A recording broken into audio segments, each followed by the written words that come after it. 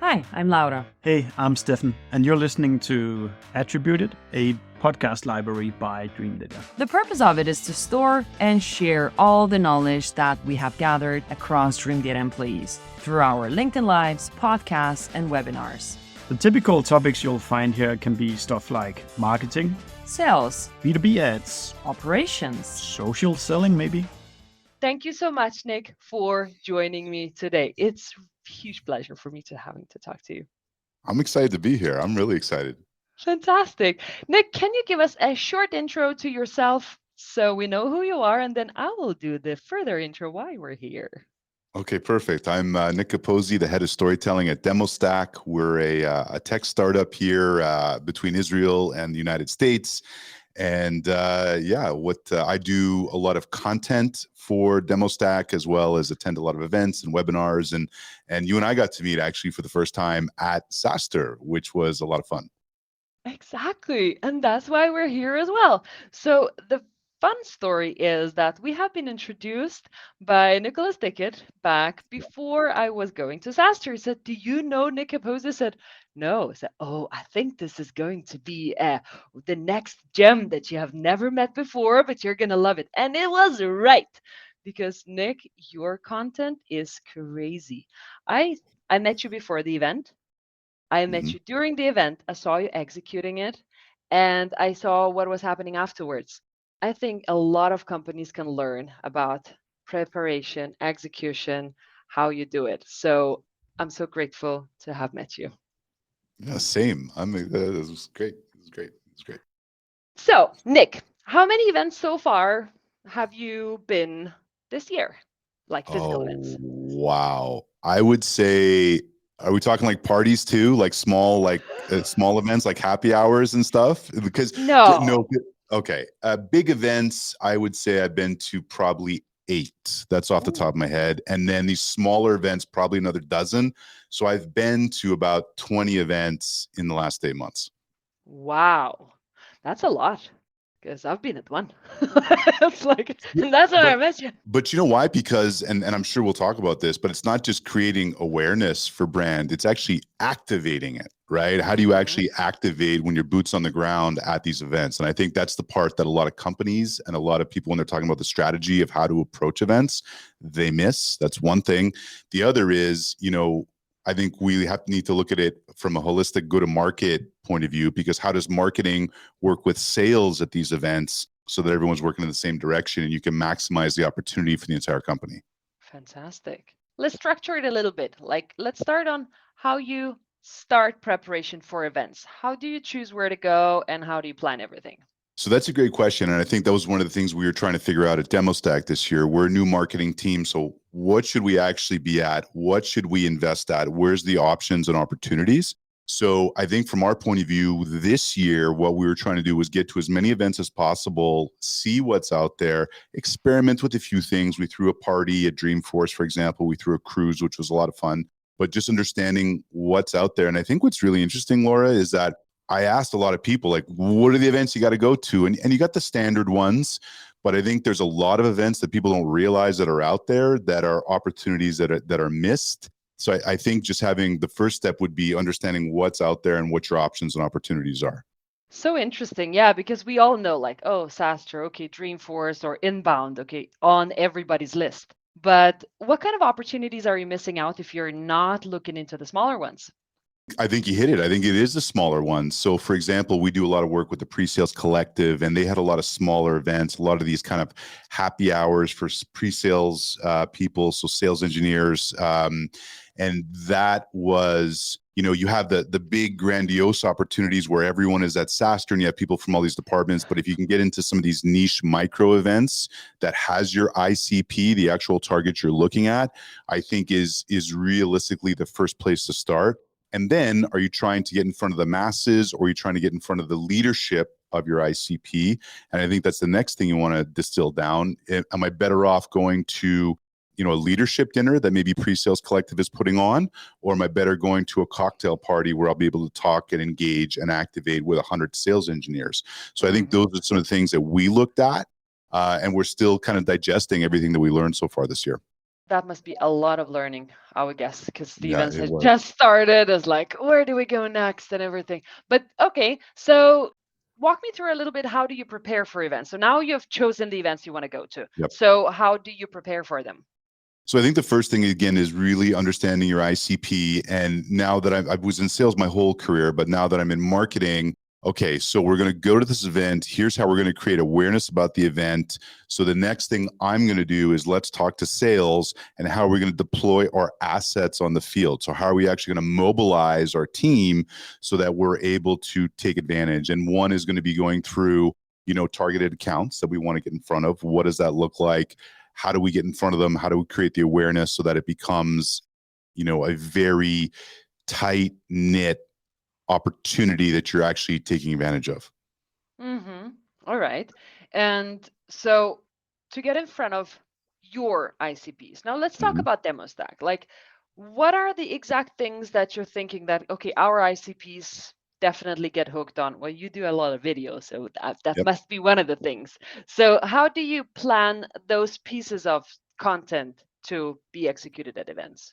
So I think what's interesting, and this is something I do with every piece of content, is I'm always trying to create actionable insight. So, and what I mean by that is someone told me this when I first started. They said, look, you can go and talk and try and be a subject matter expert, but if you actually have actionable insight, so something where someone can press stop on the video and go and deploy that tactic, I think is one of the key things that we're always looking for. So, we talk about bringing value.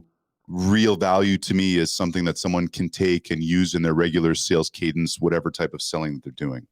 Absolutely. And that really resonates as well back to like LinkedIn and stuff that people are talking about. It's like, oh, as long as you're bringing value to people, people will come back with the demand over to you. And it's as long as you're bringing value to people with the content that you create at the events, well, that's going to be helpful for them too, especially But for the we talk people who are we, not we there. talk about value all the time, right? But Yeah. what does that actually look like? Is the value, here's a case study? I don't know if Uh-huh. that's necessarily value. I think that might be more about awareness.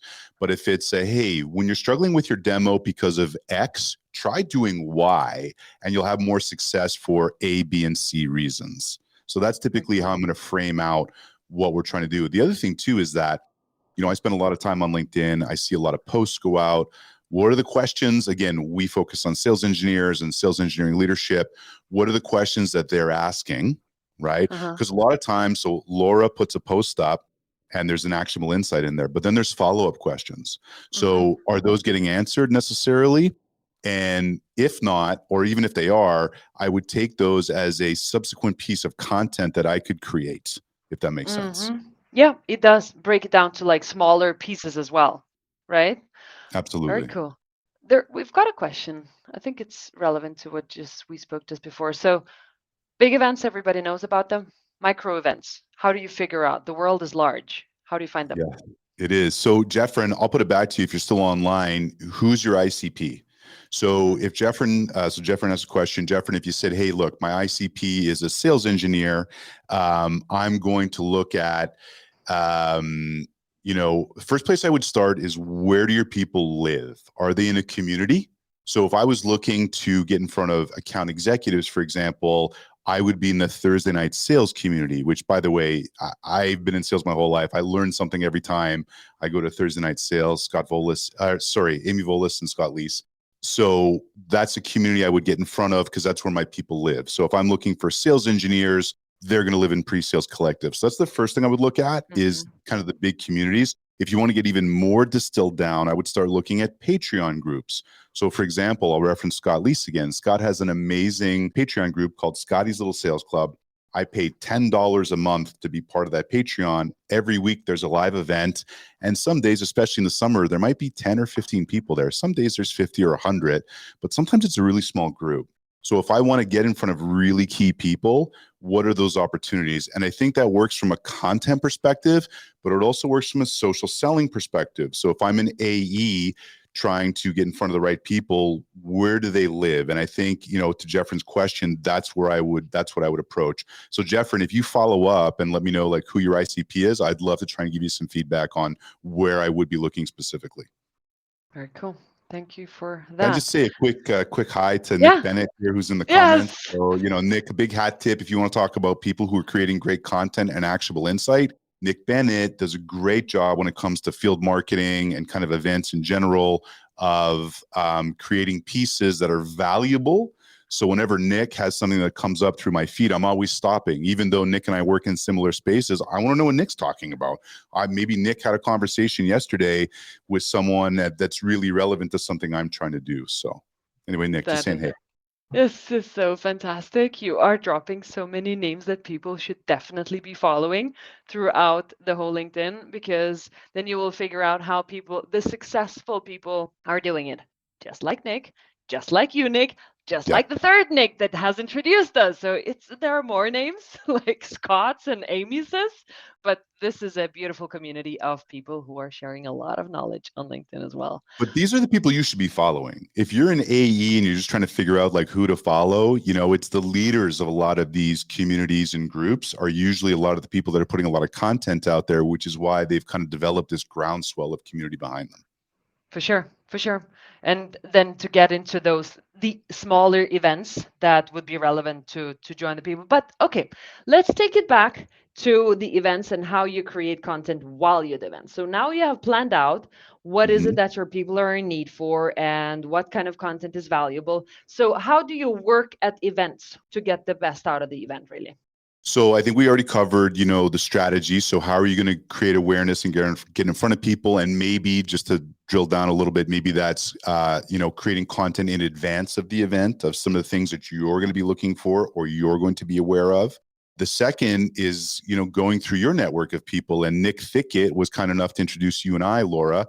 So I'm going and I'm talking to people who I know who are going to SaaStr, because again, that's where we met. So I'm talking to Nick Thickett. I'm talking to Arthur Castillo from Chili Piper. I'm talking to all these people that I want to get 5 minutes with. And I think what's interesting also, if you're doing a lot of events, I think at one point, Arthur Castillo and I from Chili Piper, who's the head of evangelism over there, Arthur and I had been to 5 of the same events in like 8 months. I was seeing Arthur and hanging out with Arthur more than I was kind of some of my friends here in Phoenix.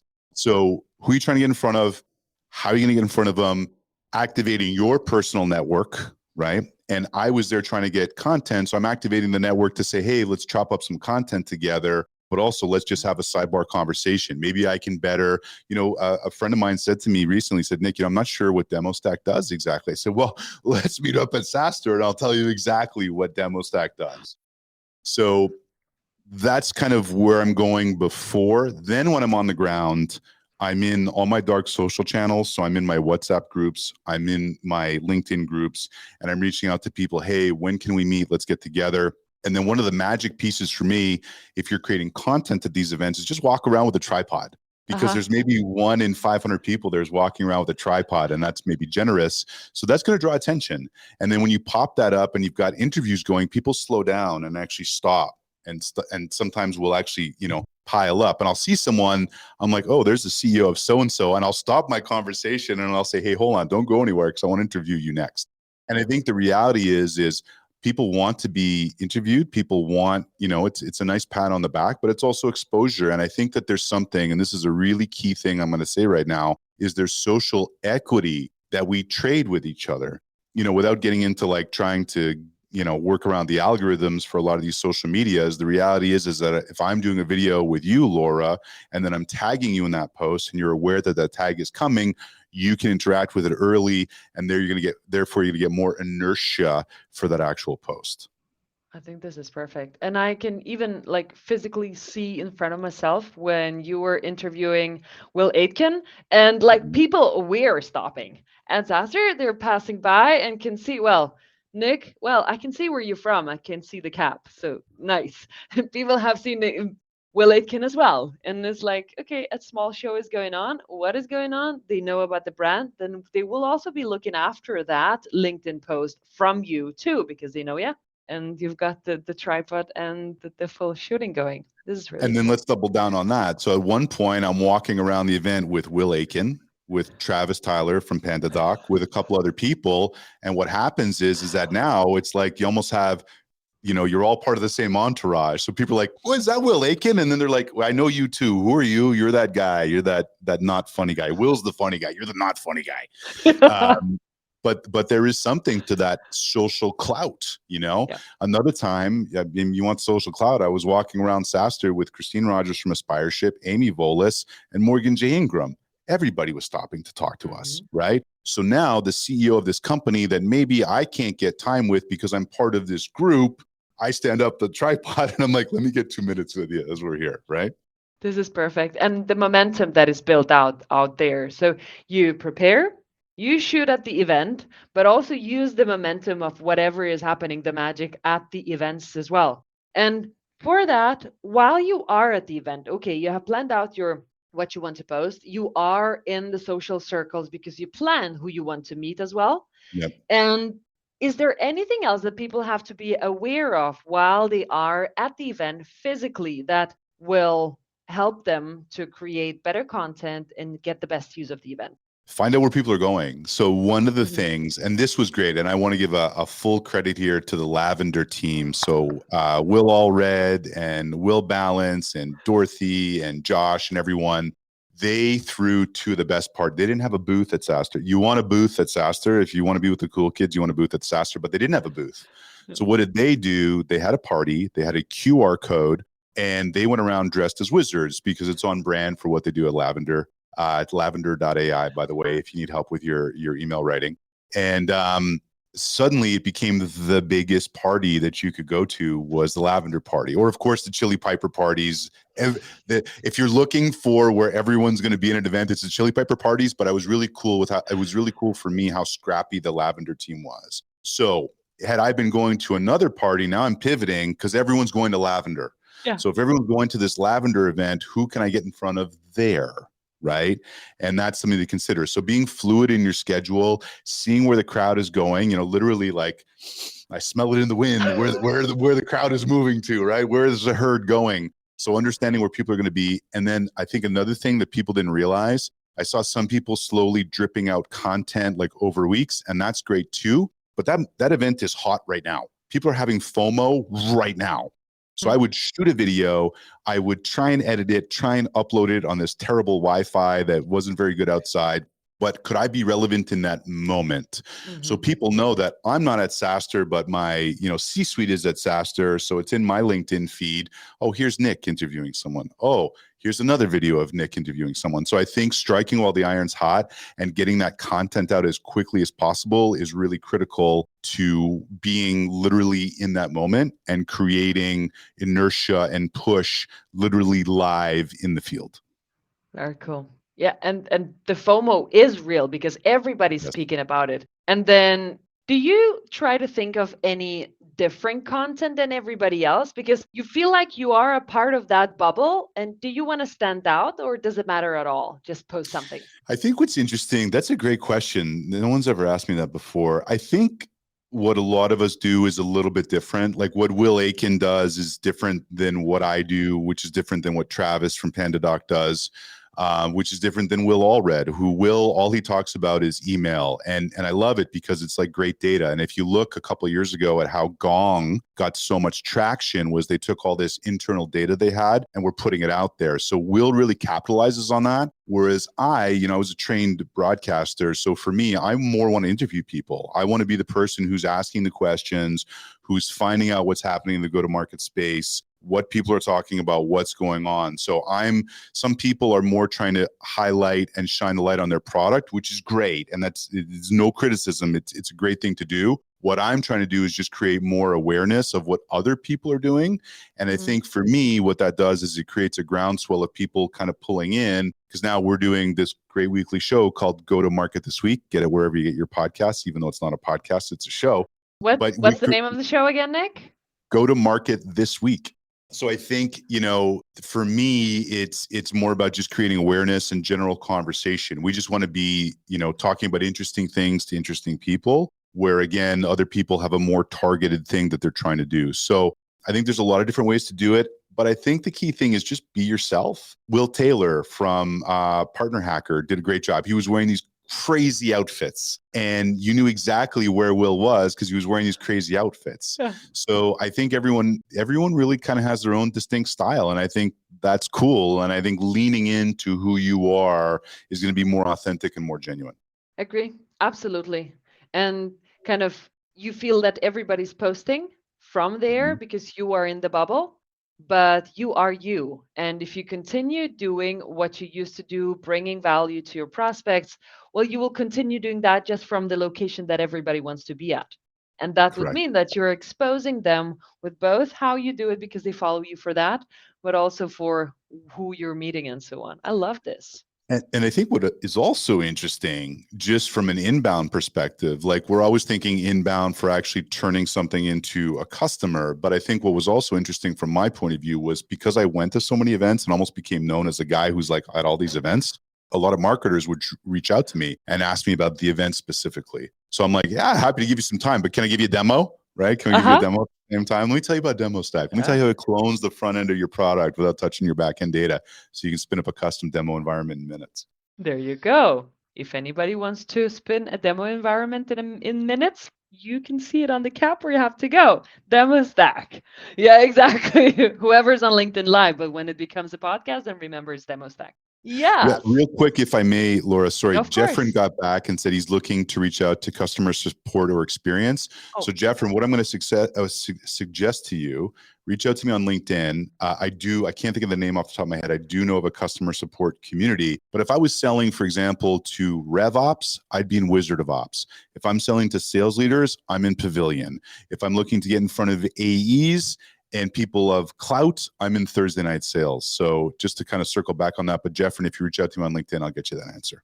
Very cool. Thank you for that, Nick. You are so helpful and you're dropping all those names around you. It is so pleasant to be with you in the conversation. It's amazing. Well, but it goes back to what I said earlier of social equity, right? Yeah. I mean, this is what we're doing is we're all trying to create awareness. So who become your allies as you create awareness, right? And I think another thing too is that, we think that like, let's use LinkedIn as an example, is just, overrun with people creating content. What percentage of people on LinkedIn in our space are actually creating content? Maybe 1%. Right? Maybe. And then of that 1%, how many are using video? This is the big opportunity missed, is using video.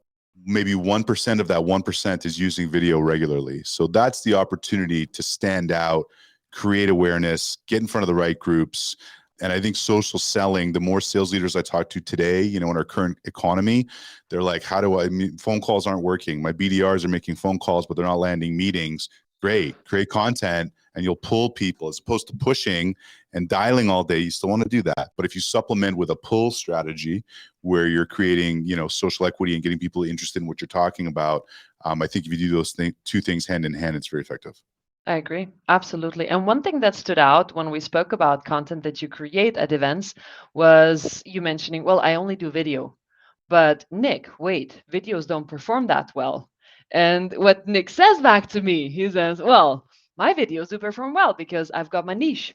Tell me more about that, about your niche. Well, so let's drill down on that because I wanna make sure I explain that to you correctly. Yeah. So there's no question I get less views because via the algorithm, and I'll fight anyone on this, video just doesn't get the same reach as a text-based post. Yeah. However, I'm probably getting 10 times the engagement off of video. So if I get, let's say 10,000 impressions on a text-based post to get 100 likes, I only need 1,000 impressions on a video-based post to get 100 likes. But the benefit of that is that one, with the video, it's more engaging. So I feel that my audience is actually more robust and more engaged because they feel they know me. And two, they feel that, okay, this is going to be interesting, hopefully have some actionable insights and maybe be a little bit entertaining. It is. Little tiny. Yes. You're also very good at asking questions. So it is always entertaining and people feel good when chatting with you on your videos. But that's the problem, is that even when we're asking, we're trying to, like, most people who are interviewing and trying to ask people something, they're trying to get them to coax out a specific answer. Whereas I just want to know like what they really think. Right. And then how do you take that? This is the most important mistake people make when they're trying to interview. they don't take the answer and then follow up properly. What they'll do is they'll go right to the next question, and you're missing what I think is the really interesting part. And I think if you want to become a really great interviewer, back in the day, there was a great guy on CNN named Larry King Live, if that rings a bell. Any of Larry King's books are fantastic for creating influence and how to ask people great questions. Fantastic. I need to look that up to learn to ask better questions for sure, Nick. Very cool. Nick, we have a couple of minutes left. If anybody has some questions, please shoot them here in the chat. But to finish this off as well, so event is done. You have shot your content. Some of it went live. How far after the event do you reuse the content, and how do you plan it? So I think I think you have a sweet spot of about 2 weeks. Again, you want to do it really in the moment. But for example, in September, I went from one event to another over 3 weeks. So for me, how do I do content at, Dreamforce? Or sorry, how do I post SaaStr content when now I'm posting Dreamforce content? So you can do that, but also I think you have this sweet spot of about 2 weeks. But once you get like a month out, then you can start going. And now it's not as relevant to today, but maybe there's those great insights. And I think if you're going to make a lot of content, really how you have it filtered internally. So what are you tagging internally? So I talked to Laura and I asked this question, which now isn't relevant to SaaStr anymore, but maybe is relevant to, I read a post by Nick Bennett and actually brought me up to this question I asked Laura 2 months ago at SaaStr. So repurposing content, I think, has a lot of value as well. Amazing. Cool. And what is the next event you're going to, Nick? I'm actually taking a break. I've been on the road for 2.5 of the last 5 months. Oh my God. I'm still jet lagged from Portugal, from Web Summit, which was amazing. Our CEO, Jonathan, spoke and he killed it. So that was a lot of fun. So right now we're just gonna be working here in the studio on go-to-market this week. If anyone is coming through Phoenix this winter, Phoenix, Arizona, let me know. I'll pick you up at the airport. I will sit you in that seat right there. We can have a conversation. Laura, you need to tell your boss you need to fly to Phoenix, Copenhagen to Phoenix. I do. I told him that, and he said, "Yeah, let's figure out." This is one of the destiny. Yeah, exactly. We need to do that. Is this Laura's boss? Hold on, we need to have a conversation. Precisely. We have to have a proper setting for a call like this. Fantastic, Nick. It was really, really great meeting you. Everybody, go to market this week. Remember that one. Wherever you're getting your podcasts. And also we do a lot of great content that focuses mostly on sales, but around go-to-market on the Demostack LinkedIn page. So definitely follow Demostack on LinkedIn. That's where most of our solid content lives. You can also follow me on LinkedIn, but I'm not as exciting as the Demostack page. Not even close. Oh, you are. You're just very humble. Thank you so much, everybody. Nick, such a pleasure. See you in Phoenix or in Copenhagen. Come visit. See ya.